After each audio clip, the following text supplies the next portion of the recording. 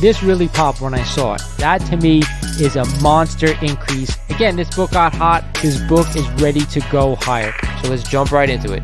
We are back today with another statue review from Diamond Select Toys. Without further ado, let's get into the review.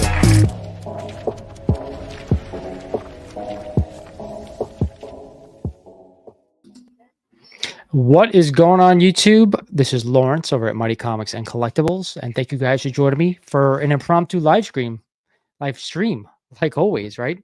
It's always last minute when I do these things, but a lot of stuff to talk about tonight within the comic book market, and we've had some great YouTube videos that have come out over the past couple of weeks relating to the comic book market. So I wanted to come on here and talk about it. I have a lot of questions for everyone out there in the chat and in the community. If you're watching this on the rewind, it's a different time for comic books right now. It's a lot different than when I got back into the hobby, in 2017 or prior. Then, of course, we had that crazy couple of years where things just went nuts, and now we have a sell off of the past year and a half, and now we're in a point where I kind of think no one knows what's going on, and there's fear, and there's, in my opinion, not a lot of great books for sale outside of certain places, and they come up every once in a while. That's just what I'm seeing, and we're going to talk about what I'm seeing. But first, I want to let you guys know that if you're interested in coming on tonight, I will send you the StreamYard link, and you will hop on, and we could talk about it. You can give me your opinion. We can have it back and forth. As long as you're respectful, I do not care. It's all about having a good time here on the channel.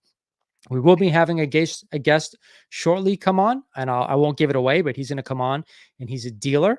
So he's going to come on and talk about what he's seeing, what books that he's seeing are hot right now, and stuff like that. Everything relating to the comic book market. But a couple people are in the chat. I want to say hello. We do have 11 in here so far, so hopefully more will join. I know it's Memorial Day weekend, so happy Memorial Day to everyone out there, especially our veterans who fought for our country. What's going on, Brandon Metro? What's going on, Brian Klotz? Excuse me, my eyes are not that great. Happy Sunday evening. Thank you for joining me. PDH Bricks. Read new comics, buy old comics. That's the way to do it, my friend. I'm with you. Even though I still like reading old comics as well. And I've actually just got into collecting some of the trade paperbacks and hardcovers. I bought another hardcover this weekend when I went to my LCS. So that's always a good thing. And that's something we're also going to talk about tonight is, I guess we could start with that, is that for a person like me who, I've been lucky enough to buy some of the comics or most of the comics that I've wanted in my collection. I was lucky enough to have most of them, whether I still have them now or I traded them off or sold them off. But where do you go once you've had everything, that you've wanted for the most part? You start buying books like that, and you start reading things that you've had an affinity for. At least that's what I've been doing. So buying books and storylines that I've liked and remembered throughout my years. So that's where I'm headed right now. But I want to start off tonight talking about the market. I said a little bit about where we came from and where we are now is like a bit of a lull. Now, I'll cover where people buy their comics. So if you're in the audience right now, where do you buy your comics? Like we have eBay, which I think I used to use a ton on eBay. I used to buy a ton of books, always on eBay searching. Now I don't buy so much anymore on eBay. Instagram, obviously the live sales and posts from the consignments from other collectors. That is a big to do right now in our community. We're going to touch on that. And then, of course, you have YouTube live sales as well. We have cons in person. We have local shows in person. What am I forgetting? I'm forgetting something. We have like short boxed app. I just consider that online buying, like my comic shop, stuff like that. Online buying, I'll put with Instagram and eBay, stuff like that. So from what I'm seeing, and we're going to talk about this with my guest when he comes on, is that I'm not seeing a lot of great books for sale right now. There's exceptions to the rule. I know, like Marvel Comics and Newsstand Collector, he was on a couple weeks ago, and he had some insane books: X-Men 1, ASM 1, all those great books, like a lot of Silver Age keys. Outside of that, I haven't seen a lot of big books come to market. If you go and check out like the consignment pages and the live sales, there's just a lot of fluff, a lot of minor keys. Every once in a while, someone will break out something big, but for the most part, I'm not seeing anything great for sale. Now, let me know what you guys and gals Are you seeing the same thing? If you're an avid watcher of Instagram sales like I am, I'm always on them, whether I buy something or not. I haven't seen anything great come up. I don't want to mention any dealer names outside of Jordy because that's the one live sale that I saw where it was like crazy great stuff. Dustin Lineback always has some great stuff as well. A lot of his stuff, when I'm looking at it, it's raw stuff. He has some big slabs, but a lot of them are not moving from what I've seen. And I've mentioned that on a previous video that I did. Are you guys in the comments buying slabs? If you're watching this video, on the rewind, are you guys buying slabs? I'm talking about keys. I'm not talking about like runs and run filler stuff like that. Are you guys buying slabs? Are you buying raw keys? Are you also submitting to CGC if you're buying raw keys? Or are you just keeping them raw in your collection? I need to have answers to these questions. The poll that I posted, it's been a couple of days. We're almost at 200 votes. It's in majority favor of 50% and over people buying raw and keeping them raw. Another roughly 25% people are buying raw and sending to have them graded, whether it be CGC, CBCS, wherever. And then the 20 something percent after the fact is actually buying their books slab. Now, a couple people brought up the fact that obviously I should put a dollar amount in there. To me, I said it in the video when I did, multiple $1,000 books. We're talking like $5,000 books and up. I think a lot of people buy slabs just because they want to feel safe in spending that amount of money. But like I said in the video, I'm a wild man. I purchased a Tales of Suspense 39 raw. I purchased an AF-15 raw. So I'm the exception to that rule. But I want to hear from everybody out there. What are you buying? So Brian says, I just bought an FF49 raw, low grade, excited about that. All right. So, Brian, are you planning on grading that or keeping it raw? Vinny, what's going on, brother? How are you? So, Tucker, what's going on, brother? He says, IG, eBay, Heritage, Comic Link, and Pedigree Comics been my latest purchases. So Brian says, I buy raw from trusted sources using cover price as a guide. So you keeping them raw, Brian, is my point. Danny, what's going on, brother? Thanks for joining us tonight. So, like, I'm going by the poll, and it's still early, and it's a small sample size of roughly 200 people. A lot of people said they were keeping raw. So I'm of the same mindset as well. And it's only because I don't want to spend the money. That's the first thing. Grading books can be very expensive if uh, you're buying high value books, right? If you're going to buy 500 and under, I think it's not too bad. But if you're going to spend $1,000 or more on a comic book, which a lot of people are, especially the keys, a lot of them are 1,000 unless they're minor keys or mid-level keys. It's $100 every time you send in a book. So then you got to factor in shipping, and am I sending more than one book, stuff like that. So it's a lot of money, and that's kind of why I shied away from grading. Other than the fact that, as you guys can see, I like to look at my stuff. So I don't have the space for graded books. I have a raw wall, as you guys know here, of all raw stuff. So it's easier for me to display that stuff. Now, people have made the argument that, well, what are you going to do when you try to sell all this stuff? I also have said that my plan is to pass along my Amazing Spider-Man collection to someone else. So my kid. So, he will hopefully get that, and hopefully I don't have to sell it. So I'll let him deal with that, what he wants to do in the future. So I don't need to spend that money. Everything else is going to get sold off at some point. So Brian says he's buying raw for, he said, I went over that. I apologize. He says he's keeping raw for the time being in comic capsules. All right. Michael, what's going on, brother? How are you? Thanks for joining the chat. He's a member of the channel. What's going on? All right. So I wanted to give this man a shout out because he shouted me out in a couple of his videos. So Chris from We Love Comics, thank you for joining, brother. If you guys are not following Chris over at We Love Comics, do me a favor. After this video, sub him up, please. He's one of the first guys that I followed when I started getting into YouTube comic book channels. So he's definitely a good one. He says, to me, I prefer to buy comics raw and then have them slabbed, but I always base it off if I can buy something cheaper than what it's worth. Deals can be made on raw and slabbed. And that's part of what we're going to talk about right now is Swagglehouse, when he did that video, he brought up the point that, you can buy a raw book cheaper than you could buy a slab. But right now, the market is so slow that you can get a deal on a slab right now, a very good deal, because the market is slow. So that may be in your advantage if you're looking to buy slabs. To someone like me who's not really buying much at the moment, it doesn't matter. But I know people out there who are just coming into the hobby and they're just finding their way and they're deciding what they want to collect. So don't be afraid to make offers. Our guest, which I'm going to let I see he's in backstage. I'm going to let him on in a couple of minutes. He's going to talk about that, about what he's seeing, the books that are selling, the um, what the demand is for certain books. And demand is something I want to get into as well, about certain books. And I also have a chart that I shared, an updated chart that I shared on that video about all the books being graded right now. So without further ado, I'm going to bring him on. It's John over at Newsstand Collector on IG. He is a Instagram dealer. What's going on, man? How are you? Hey, what's going on, Lawrence? Thank you. Am I good? Can you hear me? Yeah, for a second I didn't hear you, but now I hear you perfectly. How are you?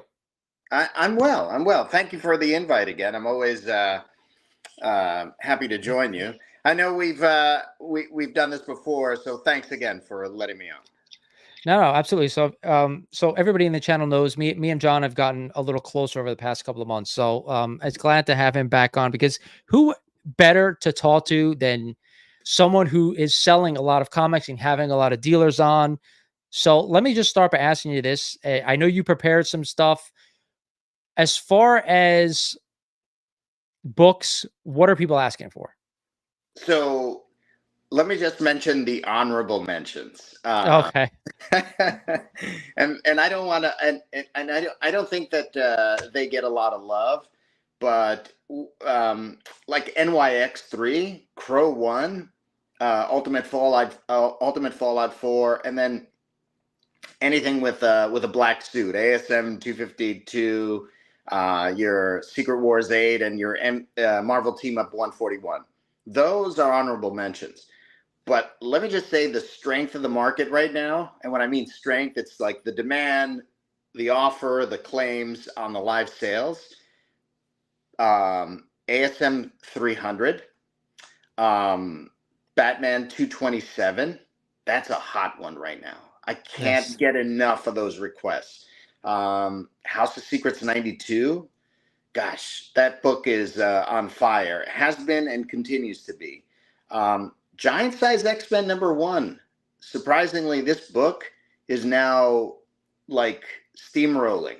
I mean, on the live, on the live sales, we've been able to sell. And when I say we, the guys that I host, a 9.0, 9.4s, like, and those are pretty expensive books. Once you get to the 9.4, you're at the $6,000 level.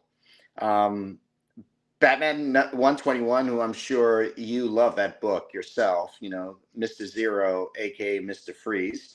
But then there's some Bronze Age runs of X-Men like 94 and 101. The 101, often asked, often sold.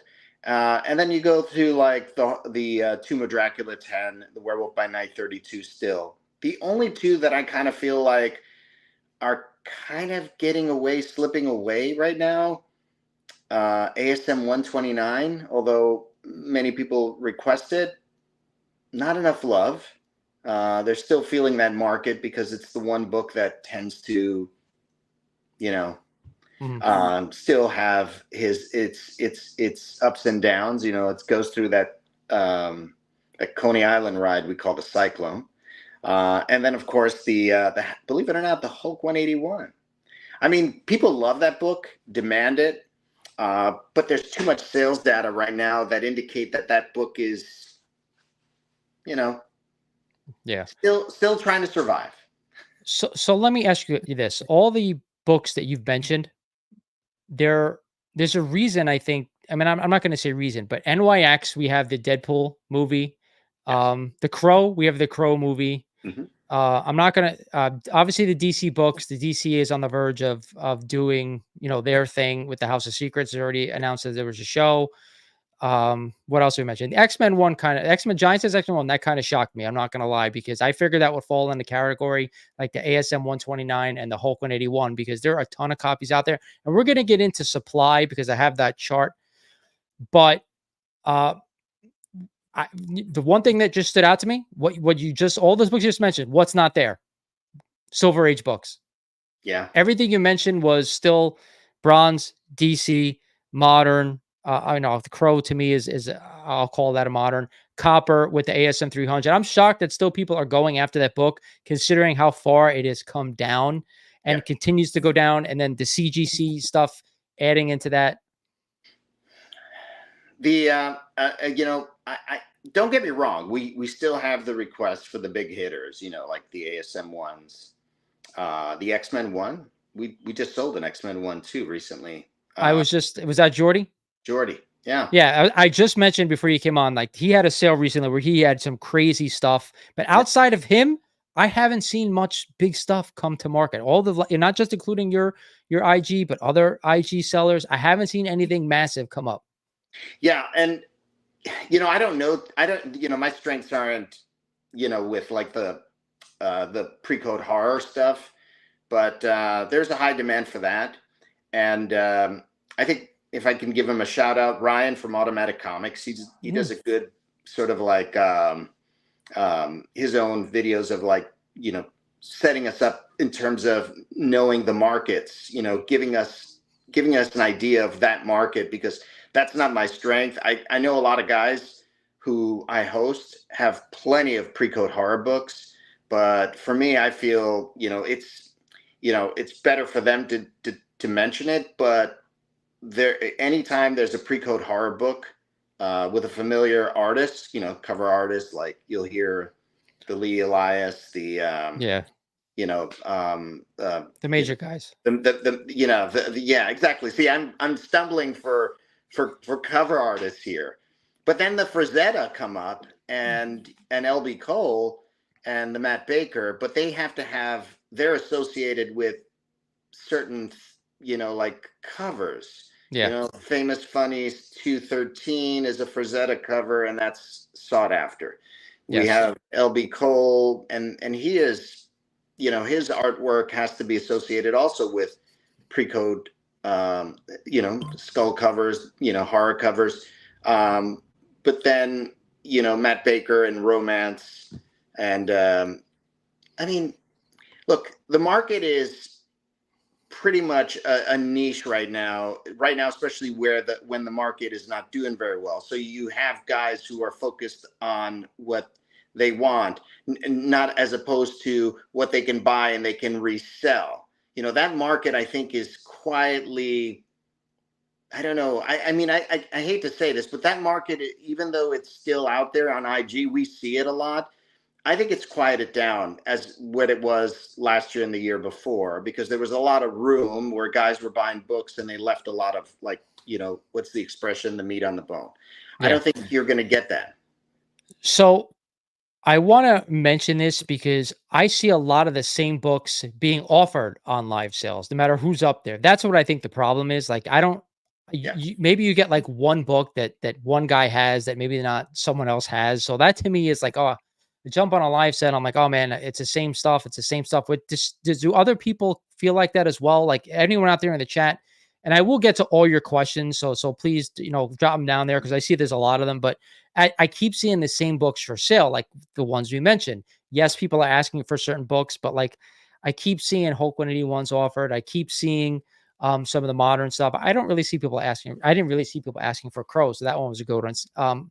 Giants as X-Men, I see them up there, but I haven't seen anybody snatch them, but you're seeing it. So you're in better position to answer that question for me. But do you feel that as well? That a lot of the people you have on have the same books or not enough keys? Because that's what I think I'm seeing as well. No, and that's what's, I have to say, on IG, I look good because of the guys I host. I don't look good alone. I look fantastic with the guys I host, and they each have their own inventory. Like Alan over at Heroes Comic Books, he has he has a brick and mortar, but he has a variety of books. But he has, when I host him, we have a focus group that go after certain books, Golden Age, but also a lot of ASMs, Silver Age. Yeah. Then you have guys like Paul, and I think Joe and Paul from Brixco Comics and 360 Comics. Those guys have, they have a little bit of many things. Like they have pre-code, um, and but they also have a lot of Silver Age keys, and they do have a lot of the Bronze Age keys.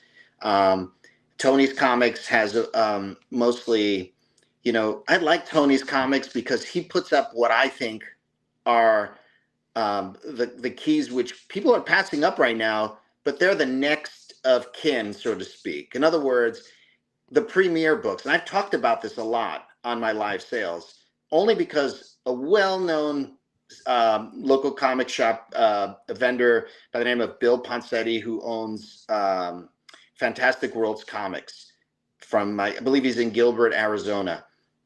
That guy keeps mentioning, because he's been in the business for over 55 years, and he says, John, the 68, the premier comics are the ones people who are passing up are going to regret it, because they're like, when I mean premier, they had that logo on their comic book cover. So if you look at Silver Surfer 1, premier. If you Yeah. look at what is it, the Iron Man Iron number Man. one, Yep. premier. Hulk 102, premier. Those are the copies that people are bypassing and don't realize that when you're priced out of the 62 and 63 comic books, those are the next in line to take that precedence as well. And right now they're all very, very affordable, including the Avengers 57. Like, I mean, That's doesn't say premiere, but that's a very key book with a key Marvel character. so if anybody doesn't know, that's the first Vision, that great red cover. Yeah. So let me ask you this. Do you see a concern that people are still buying books that have a large quantity available? And I want to, once you answer this question, I'm going to bring up my chart that a good buddy of mine has been Okay. tracking. So ASM 300 is the best example, right? Yeah. That one has flooded the census, but put up that book on any live sale, doesn't last very long on the shelf. Yeah. It's one of those books which, I mean, for good reasons, right? I mean, you have a great cover artist by the name of Todd McFarlane. It has probably, Marvel's, equivalent to Batman for DC is Spider-Man, in my opinion. Mhm. So you put that character on there, I don't care. I mean, think about it. A 1990s version of that book, Spider-Man #1, right? Platinum edition. Think about where that book is. I mean, I know there have been only like what 10,000, but Yeah. that's pretty much a ghost book. And I get it. They don't come very up, but they sell very quickly as well. So the answer is, I mean, aside from ASM 300, I don't know of any other book that has been mass produced and flooded the senses that sells very well as that book. But that book never lasts on a rack. All right. So this is a chart that a friend of mine he's been tracking for the past couple of months. You see, he started, April 5th, but I think he's been doing it longer than that. But the chart says April 5th, and this is an updated one from the one I showed on my video last week. But it's basically a month and a half, and he tracks a lot of the bigger books: AF-15, Amazing Spider-Man 1, Avengers, and then you work your way down the line, and you have some bronze Giants as X-Men 1, Hulk 81, 181. Surprised he doesn't have a 129 in here, because I'd have liked to seen that. And he tracks a few like New Mutants 98 and a 9.8 only, because that book has been all over the hot 10 for like a year. Yeah. A Star Wars 1 and a 9.8 only, and so on and so forth. So I want to touch on a few of them. One AF-15. In a month and a half, there's basically been 15 copies that have been graded that are non-restored, which to me is not that bad. The total's still, I think it's still under 4,000 for total copies, but 2,500 for, blue label copies. Mhm. Avengers 1, I want to touch on. There's basically almost been 30 copies graded in a month and a half. To me, that's shocking. That is so many copies in such a short period of time. Do you think why all of a sudden those are popping out of the woodwork being graded? I think because it has main characters that we often see that are like in, you know, bigger books like Hulk 1, Jim 83, even Loki, Jim 85. If you try to buy those individually, they're going to be worth a lot more than the Avengers 1, right? Yeah. And I think for many people that is the number one of all those books because it's the number one, the first time that all those characters team up. I mean, there's significance to it, regardless of what happened in the film. I still think that's a very underappreciated book since the last of the Avengers Endgame. It is. And It's a go-to book if you can't go out and get like the first appearances of all the individual characters. 100%, I agree with that. It's just 30 in a month and a half. That just seems like a lot for a Silver Age book. But let's go to the bronze. Giant Size X-Men 1. In a month and a half, and not even a month, in 2 weeks' time, it's jumped almost 40 copies. 2 weeks, 40 copies. Hulk 181 in 2 weeks, 27 copies.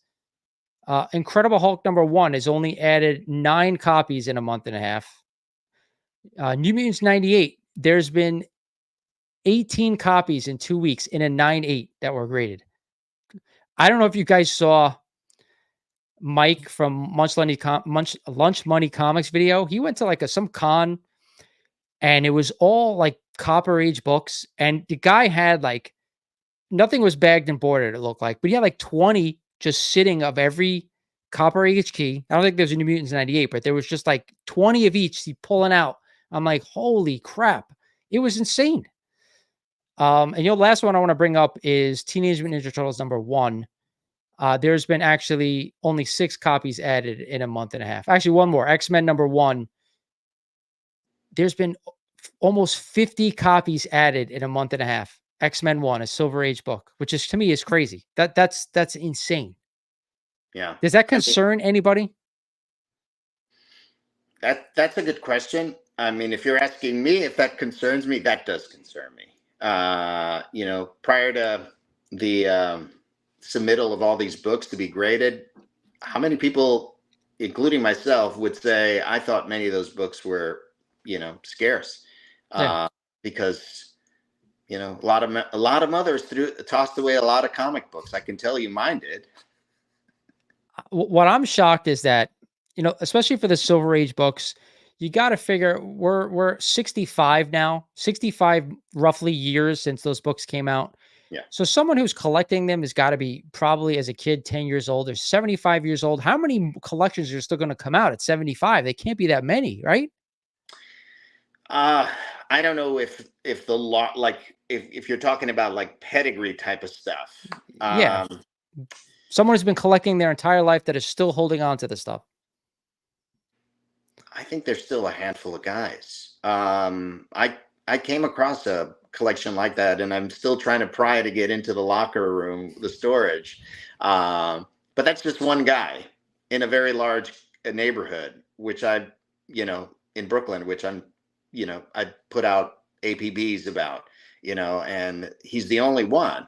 So I'm not sure if there are people who've had them, lost them, tossed them, sold them, moved them in some capacity, but to find massive collections like that with big, do you know, do you know the gentleman by the name of, Jerry Ross? He's up in Canada, That name sounds familiar. Yeah. I mean, he's the guy who has sold 7 Action 1 comics in his lifetime. Oh, wow. He's in his early 70s, but he owned a comic shop, and he's sitting on tons and tons of comic books, but primarily from his comic shop. But not all of them are keys. He has Yeah. a handful.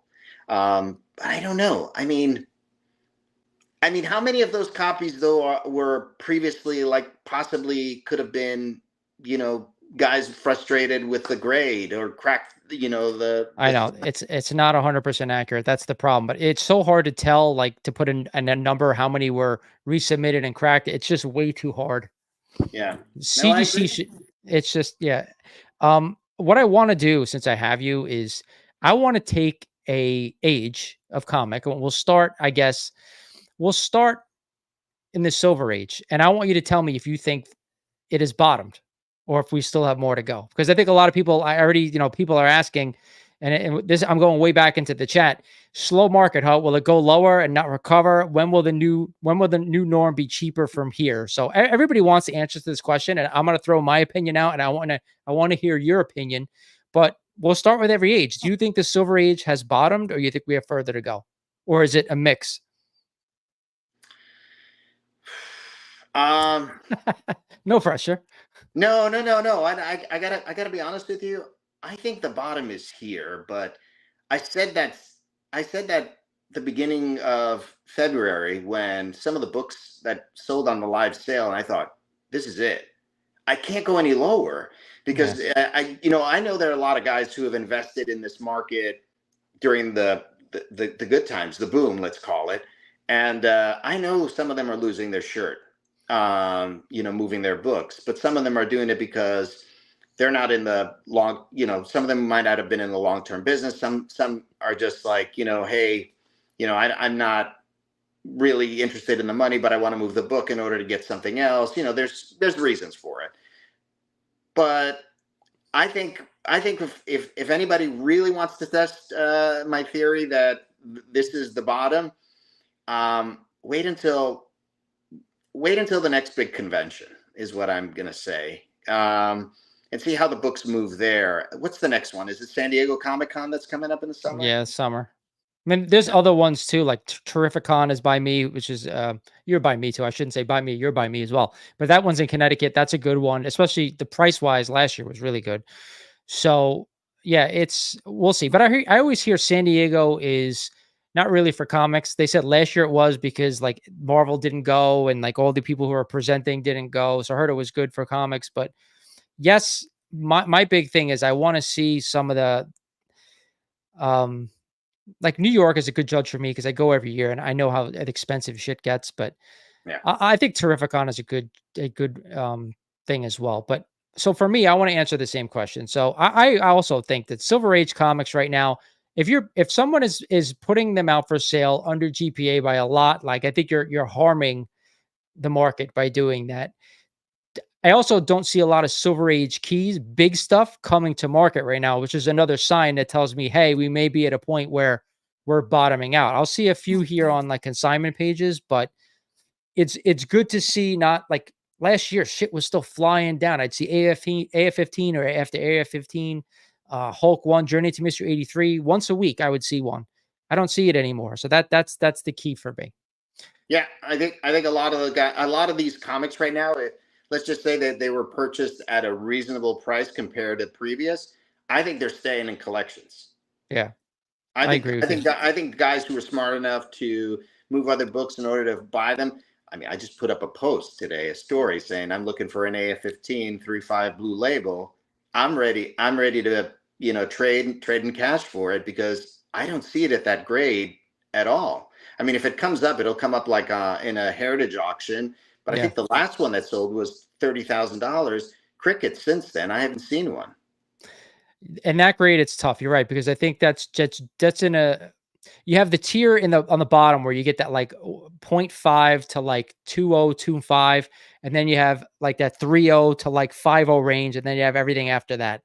So that it's wherever you fall on that spectrum. But yeah, those are tough. So let's jump over to the Bronze Age now. What are your thoughts? And I'll let you go first again. Still No, going down, or we finally hit a bottom, or is it a mishmash?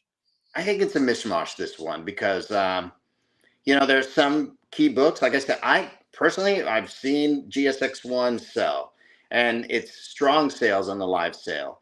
So and that's the category. House of Secrets 92 falls under that, Bronze Age, and those books are hot. And I've been saying that as well for the last 2 years. Those House of Secrets 92 has never like cooled down. I kind of feel like the same thing with Batman 227. That's another Bronze Age key, and that's the homage cover to the Tech 31. 31. Yes. So and Tomb of Dracula 10, Werewolf by Night 32. I mean, they are still selling. X-Men 101. That's, I guess, in the 94. So I'm So gonna I'm gonna I'm gonna ask you this question. All the books that you just mentioned, is it because they've fallen too much, or is it yes, because like specs still like X-Men obviously are coming to no the more. MCU? No. No No? more spec. It's all about the value, and the value is right. I mean, the prices are great.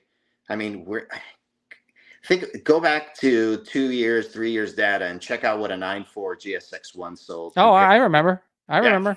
and it's now and now you can get it for $6,000 to $6,200. Yeah. I mean, a 9.4 white pager, beautiful book. Like that for me, that book is really the Bronze Age Grail. I mean, everyone says, the 181.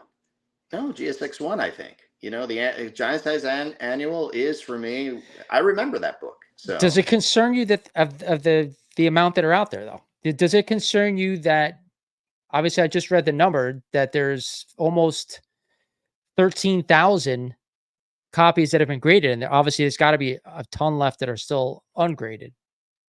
I mean, if you compare it again with like the Copper Grail, right? Let's call ASM 300 that. And I think that's the only Copper Grail. If we're going to omit TMNT one because that's obviously it's only Right. 3,000 print run, admit that Yeah. ASM 300 is the only book that is really expensive from the Copper Age. Yeah. I mean, the 9.8 still strong, right? Compared to Yeah. what it was 2 years ago. It's still hovering in Well, that.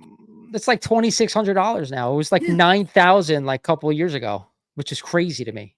Wow. Okay. I was thinking more the reasonable live sales. See this, I keep saying people just hop on an IG live sale. That's Yeah. that's that's where I you keep score. I keep seeing them listed like on consignment, whether it's Elite, whether it's whoever, like, and it gets cheaper and cheaper and cheaper every time. And I think part of it has to do with the whole CGC scam. There were so many 300 9.8s that were, re-encapsulated scam that I don't know how anyone is buying a 9.8 300 without being petrified right now. I gotta be honest with you. I kind of feel the opposite. I kind of feel like people sighed and gasped and were angry about it first couple of days. I think people have gotten over it now. Well, let me ask you this. Obviously, that book is like almost $3,000, right? Where Yeah. it's around that range. Yeah. Would people be better served to buy that book or a different book for $3,000? I'd buy a different book. Me too. Me too. That's obviously I guess. if you're a massive Venom fan, that you got to have that book no matter what. But outside of that, that's a lot of money. Yeah. No. I don't. As I often say, I don't. I like when people spend on the live sales, but I like when they spend like like that old commercial about drink responsibly, claim Yes. responsibly.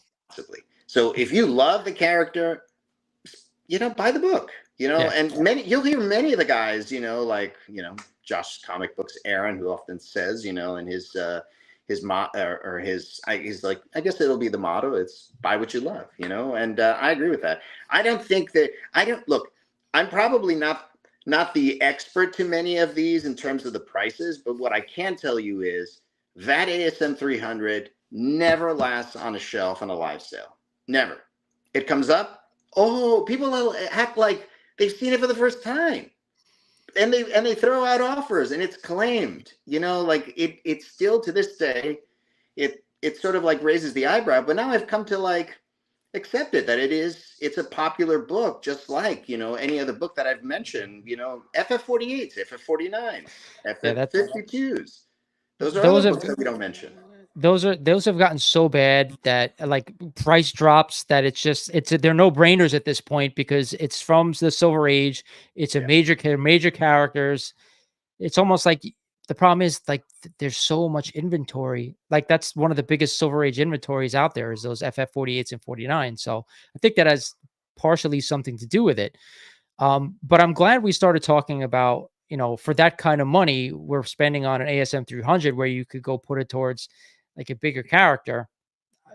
Again, if you want to buy the book, go buy the book. I'm not saying that, but it's someone brought up a point that I wanted to read it because I agree with the point. And it says, I feel like on IG live sales, we are getting a lot of second tier books, cream to off white pages, bad centering, CBCS, lower grade stuff. People are holding on to their higher end stuff. And I kind of feel like maybe not the exact what he said, but like I feel like I'm not getting anything that's blowing my mind. Um, I've seen a lot of good centering books, white pagers, those things, but I mean, I think a lot of the guys also who are selling are also collectors themselves, and they come across a lot of the same book, and I think they're holding on to those books, the well-centered books, you know. And by the way, I think it's imperative to also say that many guys look at, you know, like the last sales, but they don't look at the last book sold. In other words, sometimes that price is deceiving. That so they're faded copies, like you said, like the person who had written that the page quality wasn't correct. It was Yeah. you know, wasn't well centered. All those play a big factor. But I think a lot of the guys who sell on IG are also I say it. There's not a better platform of informed, savvy collectors and sellers than IG. Nowhere Yeah. else. Those guys, I agree. everybody that's on there, whether you're a consignment page, whether you are a host, whether you are, except for me, whether you are a seller, these guys are up to date. They know what they want, and there's nothing, you know, like I don't, and I'm with them. You know, like if they're going to spend their money, if you're going to spend your money on a live sale or on an auction, you want to buy the right book. I mean, Yeah. especially if you're going to hold it long term. But there are a lot of these sellers, you know, who come on. They hold the best stash in their collection, and they obviously they come across many books in that whatever collection they buy, and they sell the second tier, as you know, that comment was made. So before I get to the next question, I wanted to ask this earlier and I forgot. I'm not asking you, but I'm asking everyone out there in the comments. Do me a favor, if you don't mind, drop me your age in the chat. I'll be the first to do this. I'm 46 years old, only because I had said something in my previous video about most collectors being over 40 or 35, approaching that age. So just if you don't mind, just write a number. I just want to see if I have any youngsters in the chat or if we're all around the similar age, because I feel like we are. I feel like we're all around or like in their 40s, 50s, and whatsoever. But I've got you almost by a decade. you don't look it. So Oh well, that's because the wife she takes good care of me. there you go. All right, well, that's good. So let's go to copper. Are we still falling, or you think that we're done with that as well? Uh, See, I don't know. That's a good one. I don't think so. I don't think we're done with copper, but I think for the most part, many of the books in that era, in that sort of like, you know, let's call it, you know, genre era of collecting, they weren't very, you know, high in price to begin with. But I think if we're talking about percentages, like say if a book was at 500, now it's at 350, that's not much of a difference in percentage. It is, but in dollars and cents, maybe it isn't to collectors. And but I think those books are. I think it's safe. At least it is on, you know, from what I'm seeing from the live sales. You know, Yeah. and by the way, you get priced out from the Bronze Age. You get priced out, you know, Silver Age and Golden Age. You're going to go down that tier of genres, and you're going to find the best book in there, and you're going to buy it. Sometimes you'll do it because of that reason. Sometimes you'll do it because there's a character and you just want to buy the book. And Well, so you just brought up a great point, because my next thing we're going to get into is demand, because certain characters hold higher demand. And that's why I think certain things move, like the giant size X-Men you mentioned before, even the Silver Age X-Men one. The demand for X-Men books right now is probably the most that there is, because I think it's because Deadpool 3, and also because that's the next thing that's on the horizon in movies are the X-Men. So a lot of X-Men fans out there. Um, Obviously, demand for books you kind of went through already, and a lot of them are DC, X-Men, Deadpool related. Um, obviously all the Avengers stuff. I'm not seeing any of that stuff. Yeah, we have a couple graded like we saw before, but like I'm not seeing anyone buying Journey to Mystery 83 or 85. I'm not seeing anybody buying Fantastic Four #1, even though they're on the horizon as well. I'm not seeing anybody buy Hulk 1, even though I have seen a few for sale come up lately. Mhm. FF5 is another one that's getting absolutely demolished, even though Doom is coming. How come people are flocking to the bronze still, and all these great Silver Age keys, which we've seen in movies, are not getting any love? And we think that they bottomed. well, from my perspective, it all has to do with price. And Okay. I think I think if anybody has already picked up, and don't get me wrong, like I said, they're still out there and they're still selling on the live sales. And if they're priced well, they're going to sell. But I think, when you get to those bigger books with those prices, it's kind of like, it's like the Venturi effect. It sort of becomes narrower, right? Where those pretty much are. The bigger spenders, the higher priced tiered of guys. And I think the larger market right now is going in the bronze and copper age because it's a much more affordable one. And believe it or not, they're good books. Like, you don't have to, I mean, and there's a variety of them, and it's not just for collecting and slabbing, it's also for reading. There are good stories in there too. And I miss that. That was the era of that later copper that I missed, because I was, went off to college, and that was it for me. I never got a chance to really go Same back here. to it, but I wish, I had read them back then, and I was still collecting, because I would have collected many of those books. But sadly, I think, a lot of guys are just holding firm and still keeping themselves occupied in the hobby, and picking up books in that tier in that market, because it's still affordable. And if it drops a little bit, so what? Like, I lost $20. I bought the book at 200, now it's at 180. That doesn't scare a lot of the collectors away. What scares a lot of collectors is buying a $10,000 book and losing $2,000, and all within sometimes even a week to 10 days. And I get it. I get why there's a lot of that market. And I often see a lot of guys who come on are like, where is that price point between 100 and 250 on the live sale? We want to see more of those books. And I like that. I often say, keep sending me the feedback. I need that so that I can get the guys who are selling the books to put more of those books, so that you guys can benefit from the hobby.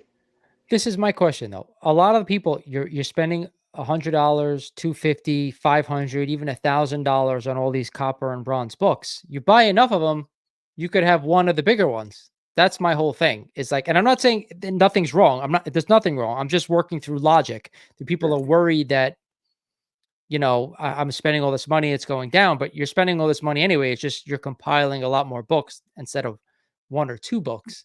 So that's But just but it's fun. oh, it is. Yeah, yeah. But it's fun. It's fun to collect those smaller books too, because especially when they're raw. Take advantage of the book when it's raw. Open it up. Whether you want to just smell it or just flip through the pages, take a look at the artwork. Amazing stuff. Even like the older the book, the most amazing advertisement in there, and the most amazing artwork from guys who are no longer generating that art. Passed away. And but I think it's part of the hobby. It makes it fun to continue to be a part of it. And I think some of the collectors feel like they need to own some of these books, and I get it. I think the restraint of, like, comic book collectors have been called many things, including addicts. I don't think it's that. I think they used a lot of wise restraint when we're buying the books. But I think we all know sometimes it's a little out of reach right now to look for that book and to save up for it. But I want to still be a part of the hobby, but I'm going to pick up a few other books. In the meantime, why not pick up a book in a genre that's being neglected right now? And that is the Copper Age. I still find it fascinating how many key books are in there, and yet, people are not taking advantage of it. I often say the 68 is the best years to start grasping. Also 71. You have the ASM 101. You have towards the end, you have the Green Lantern 87. There's some good books, and they're now affordable. I mean, All those, like the Batman 251, the 227, some of the books you mentioned, all those are very I don't want to use the word undervalued, but they're very, like you said, very, very affordable for big keys, whether they be classic covers or first appearances, stuff like that. Those are the books I would flock to also. Not so much the 181s from the Bronze Age or even the Giants X1. Like I said, if you're an X-Men fan, you want to own the book. But if I'm not a huge fan of anything, like those are the books right now that I would flock to because the price is right for those books. Agree. I agreed. You know, look, I wish I had the crystal ball to tell you guys when the market's gonna. And I think I said it on your show last time, last year maybe it was when we got together, and I said to you the famous line is the Warren Buffett line, who says, I'm a multi-billionaire because I take a risk, and when you're younger, this is why I like that question about the age. Some guys ask me, when should I take my best the greatest risk? Take it when you're younger. Like, Yeah. you have so much time then to recoup. As you get So, older, like me, now I become super conservative. Like, not in my, not ideology, but in my, with my money. Like, I'm yeah. just now, when you said, hey, why doesn't someone save up? No, it's, the younger guys should be taking the risks. They have all the rewards 2 decades from now. Don't try to be like, don't try to make $1 million overnight. That's just not, that's a recipe for disaster. So that's what um I was going to say, because that's why I whole mentioned, like, start with the bigger. If you're a younger guy or a gal and you're collecting comments, start with the bigger stuff first. You're going to have forever to pick up the bronze and the smaller stuff. That's why I bring it up. But since you said it, the youngest guy in this room is 31, and you're the oldest guy in this room, John. I hate to say it. But I'm right on the money here. It's most of the people are 40s, 50s, and we have a couple that are in their 30s. So we're all roughly in the same ballpark. all right, well, I'm going to say that whoever's 31, and if you're not married, you have no kids, this is your time to shine. Yeah. Like I said, Warren Buffett said it. Whoever told you they bought at the bottom and sold at the top is a liar. Yep. I believe that. There's no one who buys at the bottom and sells at the top. The cycle of, like, the investment part is gonna, like, continue to, like, just exhaust us. But if you're a collector and you're in this hobby, buy it. Don't worry about whether or not, like, I'm speaking to the 31-year-old right now. Buy it, because you want to know what? You're going to be the one when you're my age, like, quarter of a century later, you're going to be like, boy, I bought it when John said buy it. Now I'm retiring with it. See, that's the thing. Like, I mentioned my age because I'm at a point now where I don't want, you mentioned it, I don't want to spend any more money. Like, I've spent enough money in comics where I'm at a point now, I shouldn't be putting any more money in there. That's why if I'm going to do something, I'm going to try to trade at this point. But yeah, when you're younger, it's a lot easier to, if you don't have the responsibility of a family, kids, or you have extra money, to do that while you're younger, because it only gets harder as you get older. I took every penny I had, Lawrence, when I was 26 going on 27, and I invested it in a property. As I'm a young architect who went into development with knowing enough, but I took every penny I owned and dumped it in a property. 22 months later, I doubled every penny I put into it, and I sort of like, that's where my whole real estate development and investment began. I took that risk, but I knew that if I was going to fail, I wasn't going to, like, lose it, whatever property, but I knew that if I was going to take that risk, I was going to do it then. I'm newly married. My wife and I were all in. By the way, you got to have support. Spousal support is so important. And you can't blame your spouse. Oh, she doesn't want me to spend. Prove to her that if you're in this for investment, prove to her that that money is going to see a reward, Yeah. that investment will see the reward. And that's what I did. And you want to know what? Maybe I'm just like the exception to the rule when it happened, what happened when it happened. But I got to say, if you don't, like, life's not about it's not the success. It's all about the failures. People say that all the time, but I truly believe that life is all about failure, and it's about not regret. Regrets are only the things that you don't do. The failures about doing something are just lessons. And when you're young, those lessons are inexpensive. But as you get older, that's when things are extremely expensive. And that's why I'm saying that 31-year-old, if you're there, just letting you know, take your risks now. Take your risks now. Stumble, fall. It's like, yeah, 10, 20 years from now, you'll be like, that was nothing what I lost back then. So I'm gonna put some questions that people have asked, so we can try to take a stab at them. But if anybody out there has more questions, do me a favor, put it in the chat. We'll get to all of them.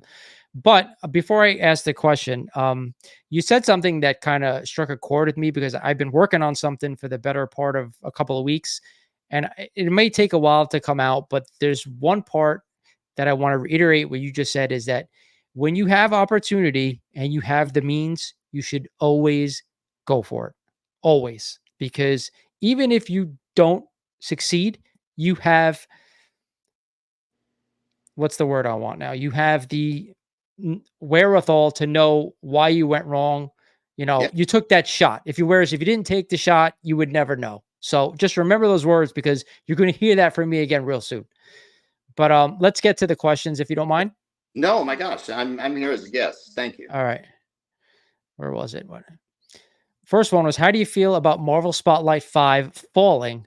Think it's going to keep dropping. To me, that's one of my favorite bronze, only because it's harder to get in higher grade, and I still think it's a character that's very underutilized. But I'll let you go. I love the book. Do I think it's going to keep dropping? I think it's slowing down. I think it's dropped. Whatever the majority of the drop, let's call it, of this comic book market value is done. I think you'll get incremental drops here and there, but I think the book that is going to continue to drop is Ghost Rider 1. But I think the MS5 is a very big book. And I'm sorry to see it where it is now. I think it's been kicked to the curb, and I don't understand that. Just like first Punisher, ASM 129. I'm sorry, first Jackal and Punisher. I don't want to, Jackal is also a good character, but I just want to say that those are the books that I don't understand why they keep falling. But To me, that two things. One, the ASM 129 is not only it's a great first appearance, it's a yellow cover. It's also a classic cover. That's one of the best covers ever. But Marvel Spotlight 5, if you don't know this, of all the big bronze keys, that is the one that has the least census numbers. So I'm shocked that's still going down. Yeah. Out of all the big ones, like the 129, 181, it's the least census numbers. there you go. I learned something today. Thank you, Lawrence. All right. So, will kids of today in 20 to 30 years be buying our grails? I don't think these kids are into comics. Our generation was, but not kids of today. I don't know. I mean, I took my kids to the comic convention when they were younger. We watched tons of like DC, when the DVDs were coming out on, you name it, the young, what was it called? The Justice Yeah. League Unlimited. I mean, we watched that all the time on the Cartoon Network. And yeah, my kids were like, finally my youngest, when in 2018, when I took him to the comic book convention, he was kicking and screaming practically. He's like, I really don't want to go. I'm like, come on, join me. So that was my last New York City Comic Con was then. Will he be buying books? He's going to have a hard time, like you said about your son, right? About inheriting books and trying to deal with it. As he said Exactly. to me the other day, he's like, you have enough books to buy me a Porsche. I'm like, I'm not buying you a Porsche. But you're going to inherit those books. You get to do whatever you want to do with them. I'm not selling. I don't have to sell them. Yeah. But that's I think kids are always going to be into it. I mean, everybody wants to be a superhero when they're growing up. They all wear a cape somewhere along the line. I think if they can afford it, they're going to buy it. It's a hobby. I think it's growing. I think the hobby is alive, and it's going to continue to be alive. I was going to say the thing that's different from when we grew up is there's so much other stuff than when we grew up. It's what did we have regarding? You had comics, and then you had some toys, and you had maybe like a crappy TV show. It wasn't even Yeah. like now. Forget it. There's everything in the moon that has their attention. So there's just a lot of competition. So you're saying that there's a lot more distraction, and that distraction Yes. is, obviously social media. But I think social media is a good way to get the kids also interested in certain hobbies. Yes. I mean, I'm at the age where I enjoy the company of a guy with a pole and fishing, but and I don't think my kids are, Yeah. Yeah. even though I they're young adults. But I you know, agree. So Chef asks, anyone buy Golden Age Wonder Woman? I'm not seeing any sales, or maybe I'm wrong. Do you see that on your life sales? Anyone have Golden Age Wonder Woman? I don't, but I have seen one come up on consignment, which is the Sensation Comics #1 recently. Hiram's Collectibles has it. Is it okay if I plug, guys? Because I Yeah, love. yeah, I don't care. So Hiram, I know he always has a ton of stuff, a ton of golden age stuff. He always has. Yeah, and yeah, it's again. I think those books. I don't think that many of those books are there compared to what we see a lot, and that's why you don't see them. And I think a lot of the bigger books, once, I mean, I keep saying to people, if you're going to go after a big book, do it with confidence that it's never ever going to come on the market unless you really desperately need to sell it. And the guys who have these big books, the Golden Age Wonder Women, like I don't know, even the All Star 8, Sensation Comics 1, Wonder Woman #1, those are in permanent collections. Mhm. But I don't see many. I mean, other than I think Guru Jeff, who has a few once in a while on his live sales. I don't see him often. But even then, like when I see him go up on a live sale, I don't ever see him throwing up anything huge, like a key. I always see like golden age stuff that's like run stuff. Or I mean, I don't know enough about certain books to know if they're keys. Don't get me wrong from the golden age, but I don't see anything crazy. When I want to see golden age stuff, I want to see like some great Superman covers or some, Wonder Woman or Batman great covers. I don't get to see that often. I know they're rare, so not everybody's going to have them, but or some great Captain America war covers, like that stuff from the golden age that I would like to see more of. Yeah, I agree. Wobbly says, how would you guys feel about golden age horror books? Are they worth the investment? I'll let you answer that. I am so uh, I'm such a novice when it comes to the Golden Age horror, including the parts of the pulp that have some horror depictions on them. But when you're talking about pre-code horror in that genre of books, I have to say uh, it looks like they're worth the investment. I just have never really collected them.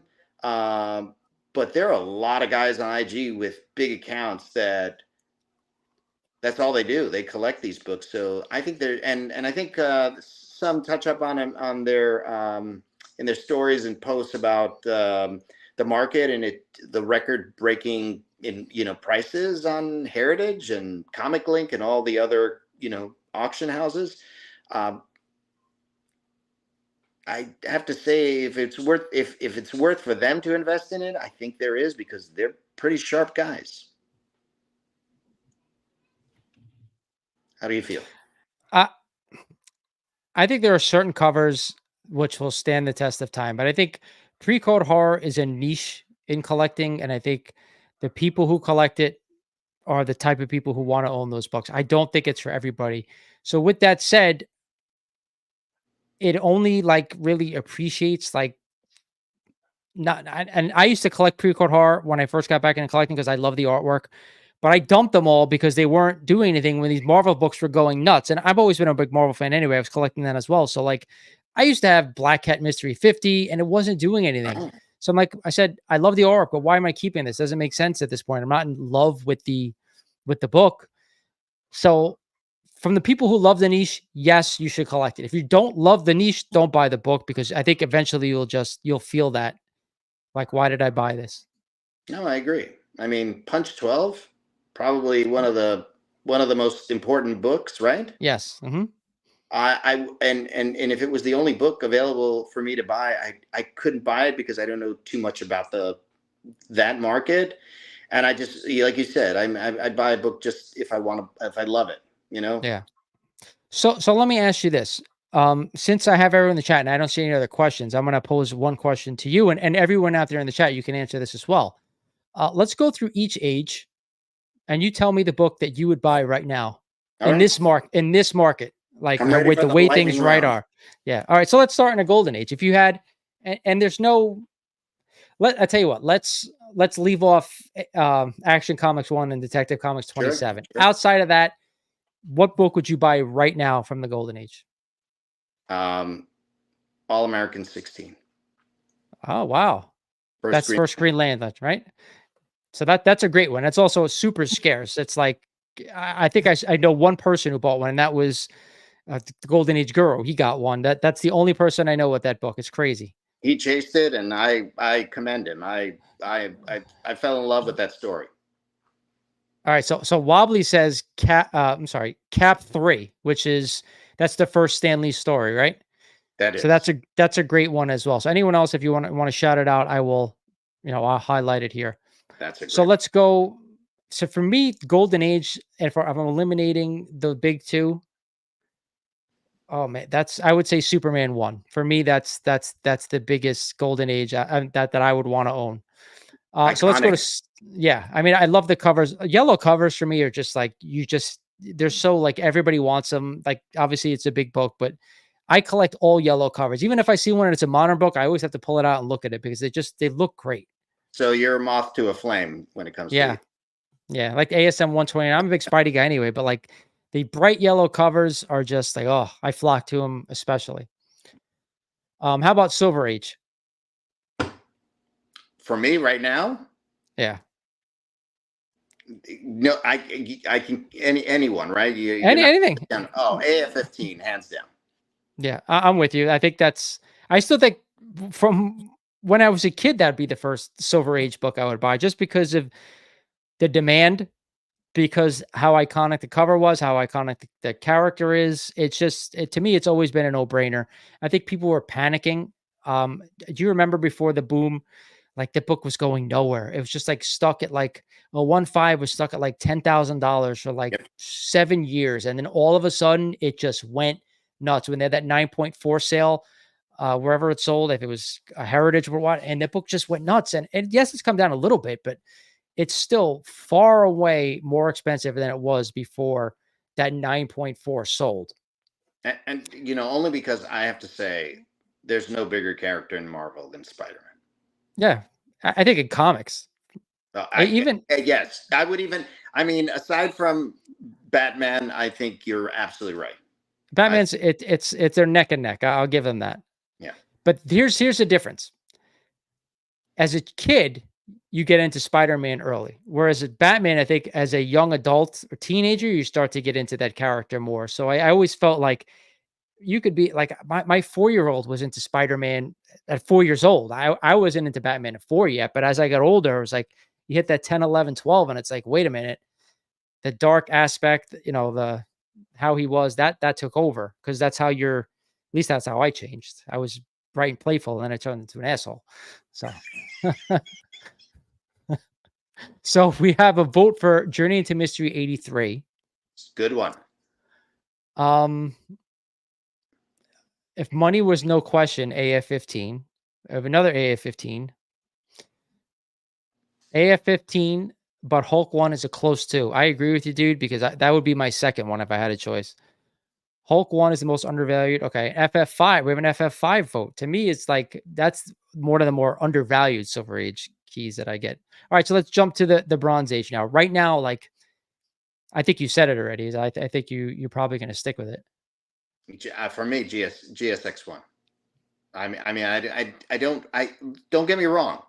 There are a lot of other books, a lot more important.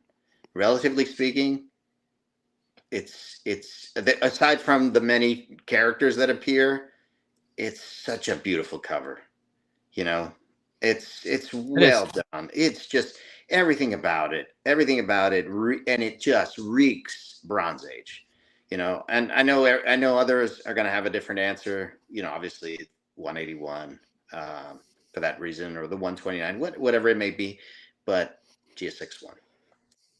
For me, that bronze answer is a lot harder because my heart will always say ASM 129 because of the character, because of the yellow cover. Sure. And I'm a Spidey guy, so that to me is always if I would just say right now because of the market the way it is, I would say Marvel Spotlight 5 just because of the reasons I told you before. Is that one? It's the least graded book out of the big ones, and it's a black cover, which in higher grade, if you're able to get a higher grade, I think the possibility of that book going higher in price is better for you. You have a better chance of making money on that book if you find a nice copy. So in that market right now, if I had to exclude my heart, it'd be Marvel Spotlight 5. Yeah, it's a tough book. Tough book, like the Silver Surfer 4. Very tough book in higher grade. All right, so we have a vote for FF48s, 2 votes for FF48s. He said a high grade FF48. All right. And then we have a vote for a 181. 2 All votes right. for 181. That's not shocking. All right, so let's go to copper. TMNT number one. Well, let's exclude. I was just gonna say let's exclude that because that's the only book anybody should say from the copper age. So let's exclude that. All right, let's think about this, because let's think about when does copper stop? 91 maybe. I think is it 90? Is it 90s or is it? Yeah, I think you're right. It is. Yeah, I think it may be like from 84 to 91 maybe. I think so. Oh gosh. I mean, excluding the TMNT number one, I think Bone won for me. See, that's a good one to choose because that one you don't see people post a lot. Um, what is the demand like for that book? You would know better than me because I think you've owned one, right? I've owned three. I have one right now, CGC, my fourth copy. Actually, I've owned five. One I had Oh raw, wow. got rid of it. But like, okay, but let me just say one thing: the raw books, those five books have been over a decade to find, right? The last couple of them, I've been very fortunate off someone just posting them on Instagram and saying, so and so, my dearly departed husband owned them, and he collected comics late into his years, and he owned that one too. I think they're only 3,000 copies that were in the first print, and Smith did not see the success that everybody. I mean, no one really anticipated the success of that, and then Yeah. he printed multiple prints of that. And of course the colors of the bone itself go from red to the other different colors. But I've read that entire Bone series. It is brilliant, very well written. So I love that book because of them, and I read it to my kids as when they were young. So I've got to say, Bone won without a doubt. I don't really have an answer to this because I was hoping you would.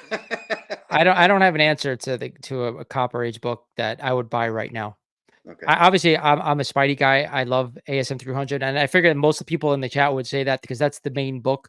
But I wouldn't buy. It's me personally. I would not buy one right now. But so I don't have an answer for that. Yours is a good one. If I knew more about it, and I know it's a scarce book outside of TMNT one, that's probably one of the ones I would go.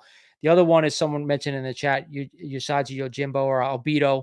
Number 2 would be the other one because I know how scarce those are. Yeah. But I'm not as familiar with those characters, so I wouldn't just say it. But again, great feedback from you and from the people in the chat. So, anything else you want to discuss before I let you go? Because I don't see any other questions from the chat. Other than to thank you very, very much for even bringing me on, and and just talking about comics. I just want to say that you are a very valuable member to the community, and I Thank you. enjoy every part of your YouTube, the Key Collector Top 10.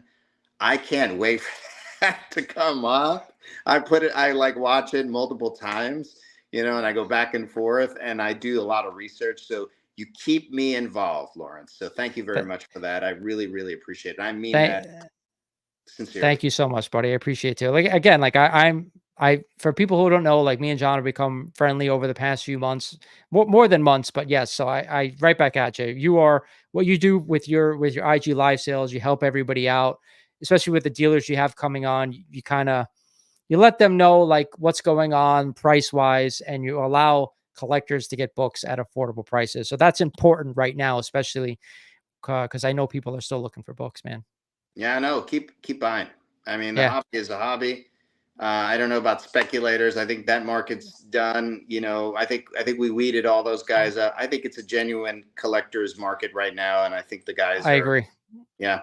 Thank you, Lawrence. Thank you. No, So thank you, John. I appreciate it. appreciate it. If you guys are not subbed to him on IG, Newsstand Collector, you are definitely missing out if you're not, because great deals are happening all the time. So again, everybody, this is Lawrence over at Mighty Comics Collectibles, John over at Newsstand Comic Collector, and I will see you guys soon.